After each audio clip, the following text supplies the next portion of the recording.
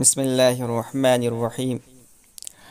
آج ہم علم النحو کے سبق نمبر 2 کو پڑھیں گے۔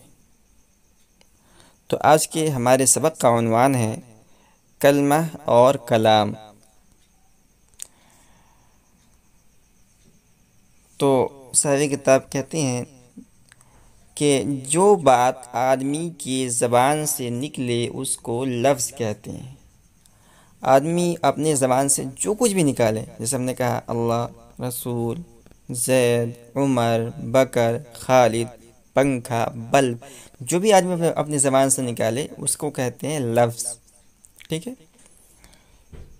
پھر لفظ اگر بامعنی ہے تو اس کا نام موضوع ہے، اور اگر بے معنی ہے تو مہمل۔ تو ہم اپنے زبان سے جو الفاظ نکالتے ہیں وہ 2 قسم کے ہوتے ہیں۔ کچھ تو ایسے ہوتے ہیں جو معنی دار ہوتے ہیں، جن کا کوئی مطلب ہوتا ہے، جن کا کوئی معنی ہوتا ہے۔ جیسے ہم نے بتایا آپ کو، ہم نے کہا پنکھا، پنکھا کے معنی چلنے والا پنکھا یا ہاتھ سے ہلانے والا پنکھا، سمجھ میں آ رہا ہے۔ ہم نے کہا زید ایک آدمی کا نام ہے، ہم نے کہا عمر ایک آدمی کا نام ہے۔ اور کچھ لفظ ہوتے ہیں جو بے معنی ہوتے ہیں، جن کا کوئی مطلب نہیں ہوتا ہے۔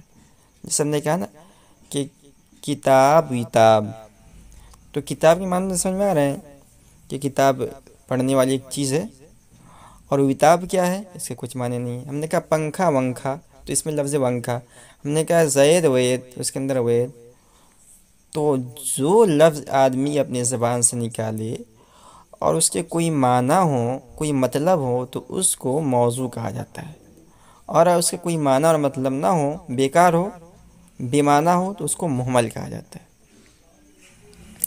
اب مہمل سے ہمیں کوئی بحث نہیں ہے، مہمل بے معنی ہے، بے معنی چیز سے ہم نحوی لوگ کوئی بحث نہیں کرتے۔ ٹھیک ہے، اب بحث ہوگا کس سے؟ موضوع سے۔ تو عربی زبان میں لفظ موضوع کی 2 قسمیں ہیں، مفرد اور مرکب۔ تو اب خلاصہ یہ ہوا کہ آدمی اپنی زبان سے کوئی لفظ نکالے اور اس کا معنی ہو تو اس کو موضوع کہتے ہیں، اور اسی موضوع کی عربی زبان میں 2 قسمیں ہیں، مفرد مرکب۔ مفرد اس اکیلے لفظ کو کہتے ہیں جو ایک معنی بتائے۔ تو انسان اپنی زبان سے کوئی لفظ نکالے اور وہ معنی دار بھی ہو اور وہ اکیلا ہو، اس کے ایک ہی معنی ہو، تو اس کو عربی زبان میں مفرد کہا جاتا ہے، اور اس کو کلمہ بھی کہتے ہیں۔ مفرد اور کلمہ یہ دونوں ایک ہی چیز ہیں، 2 نام ہیں، ایک پہلا نام ہے مفرد، دوسرا نام ہے کلمہ۔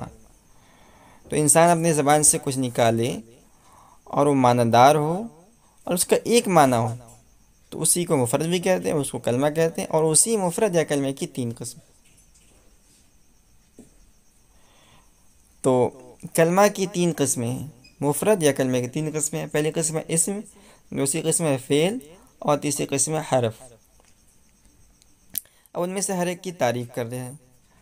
اسم وہ کلمہ ہے جس کے معنی بغیر دوسرے کلمے کے ملائے معلوم ہو جائے، اور اس میں تینوں زمانوں ماضی، حال، مستقبل میں سے کوئی زمانہ نہ پایا جائے، جیسے رجل، علم، مفتاح۔ تو علم کے اندر، اسم کے اندر کیا ہوتا ہے کہ اسم اپنے معنی بتانے میں کسی دوسرے کلمے کا محتاج نہیں ہوتا ہے۔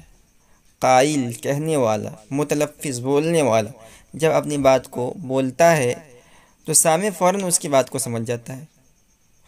اس کی بات کو سمجھنے کے لیے کسی دوسرے کلمے کے ملانے کی ضرورت نہیں ہوتی ہے،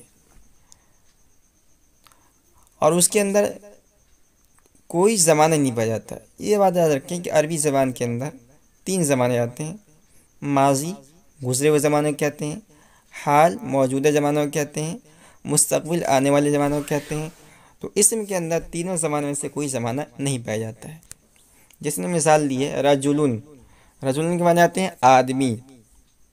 تو جیسے ہم نے کہا رجلن، ہم نے کہا، آپ نے سنا، ہم نے کہا آدمی، اب فوراً سمجھ گئے کہ رجلن کے معنی آتے ہیں ایک آدمی جس کے 2 ہاتھ ہوں، 2 پیر ہوں، چہرہ ہو، ناک ہو، وغیرہ وغیرہ۔